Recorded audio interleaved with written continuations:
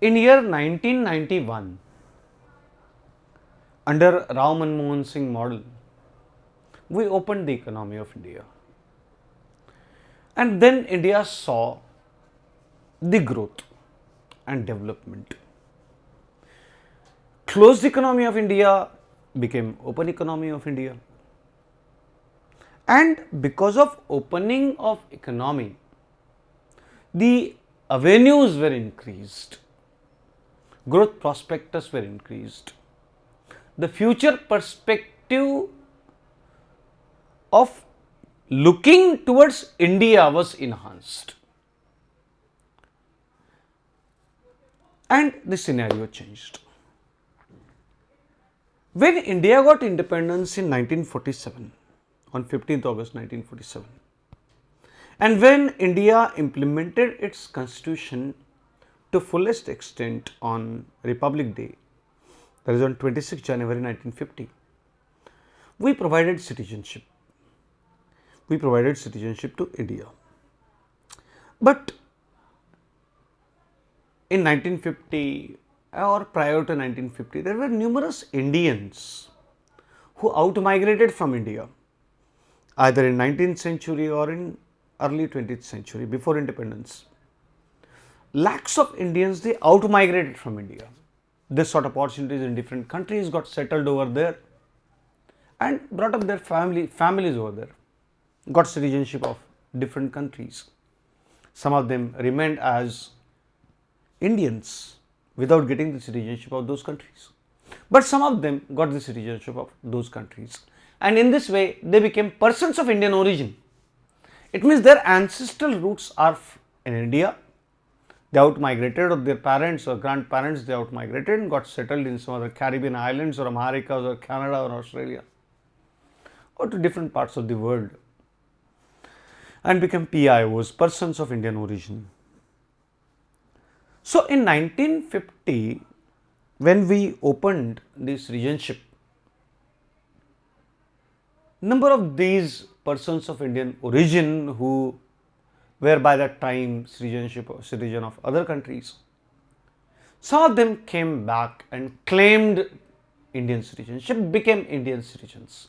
But it was not practically possible for everyone or every person of Indian origin to switch off everything or all economic activities in which they are involved, or businesses in which they are, or the businesses which they are having, or the securities they have in those countries. It was not practically possible for them to switch off everything and come back to India, because those opportunities were not available in independent India in 1950s or 60s. So, this feeling of Indianness was there in them. They wanted to visit India, they wanted to invest in India, but for that purpose they had to get the citizenship of India. And that's why majority of them were reluctant to apply for the citizenship, and a lot of red tapeism in India and all these things. So, it was very difficult for even those PIOs to come back to India, even for a visit.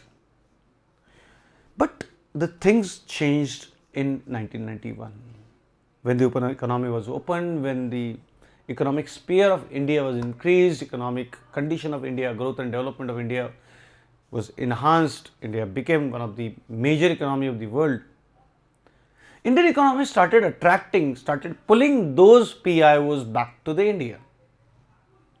And then the aspirations of these PIOs to become citizen of India, if not complete citizen, at least the dual citizen was increased. Or if not the citizenship, they wanted certain kind of permit with which they can visit India at any time without seeking the visa from India or Indian embassies in those countries. This type of demand was increased. In year 2003, when Atal Bihari Vajpayee government was there, Atal Bihari Vajpayee government established one committee called as Lakshmiman Singhvi Committee. And this committee recommended a card, that is Overseas Citizenship of India card, OCI card, to be brought through a parliamentary act to be given to those PIOs, persons of Indian origin. And based on the recommendation of this Lakshman Singhvi Committee of 2003, in 2005, first the presidential order through an ordinance came. Later on, it became an act of parliament. And we popularly called it as Citizenship Amendment Act 2005 or OCI Act, Overseas Citizenship of India Act 2005. And with this, the OCI cards were given to the persons of Indian origin of number of countries. Initially, it was 16 in number. So, the PIOs of 16 countries, they became eligible to get the OCI card at initial phase. Now, there were some of the conditions which were put to become the OCI or this card holder. What the provisions of this act were: number one, this was to provide Indian overseas citizen or citizenship to those PIOs. This was the objective with which this act was passed. Second, this was like India's foreign citizenship. Like, it means you can be a citizen of that country of which you are already a citizen, but being a PIO, person of Indian origin, as your ancestors were Indian, you are eligible to become the citizen of India, and if you fulfill all those conditions, you will get the OCI, Overseas Citizen of India card. In this way, you became India's citizen, a foreign citizen. Right? This was the second provision. Third, no to Pak and Bangladesh origin. You know, on 14th August 1947, the Pakistan got separated from India. Later on in 1971, the Pakistan was broken up and the Bangladesh came into existence. So, those persons who are persons of, or those who were persons of Pakistani origin, some of them later on became persons of Bangladeshi origin. And here, under this OCI Act, the persons who are of Pakistani or Bangladeshi origin, they are not eligible even to apply for the OCI card. This is one of the prominent provision of this Act. Third, no OCI if you are working for the defense or military organization in a country of which you are already a citizen. Now, for example, there is XYZ who is PIO, but is working in the defense ministry or as a soldier in the Canadian Army or in the defense forces of the Canada. That person has his loyalty towards the Canada, complete loyalty, as because he is or she is into the security forces or defense forces. So, if any PIO or his son or daughter who is in defense services, they cannot apply for the citizenship of India or the overseas citizenship of India. So, here you should not be holding any position into the defense or military organization of that particular country to apply for the OCI card. This is one prominent condition. Next, no to the separated from PIO. Now, the partner who is separated from the person of Indian origin is not eligible to apply for the OCI card. Not only this, even their childrens, the childrens of separated one or those who are separated from PIOs, their childrens are also not eligible to become the person of India, to become the OCI, Overseas Citizen of India. This is one of the prominent condition.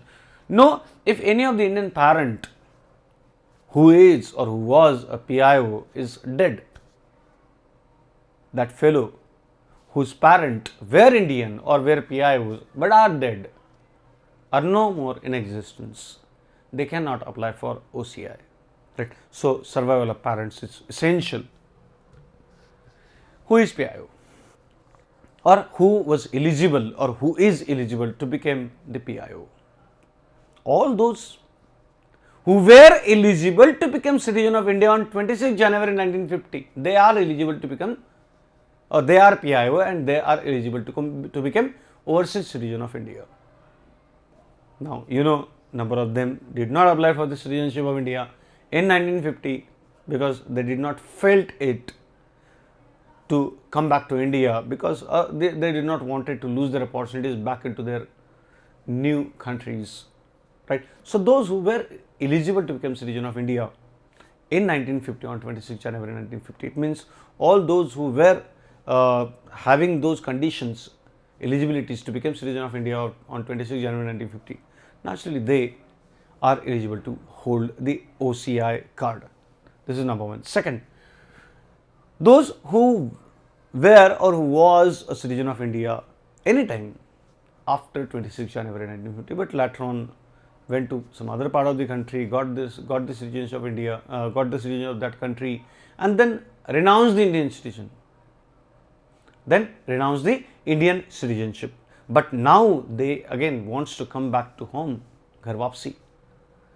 And if they are willing to, and if their country's constitution allows, if their country's laws allows to become a dual citizen, this is very important, because this comes under conditions that until unless your own home country, whose members or whose citizen you are right now, if that country's constitution allows a dual citizenship, then only you are eligible to get the OCI card. That's why initially only 16 countries, they were allowing their PIOs or their citizens who were PIOs to apply for the OCI card. This is now here anyone who became or who were eligible to become part of became citizen of India after 1947 based on the provisions of Citizenship Act of 1955, but they did not become the citizen of India. You know, there are numerous colonies like Goa, Puducherry, Daman and Diu. They were not part of India in 1947. They became part of India in 1950s and 60s.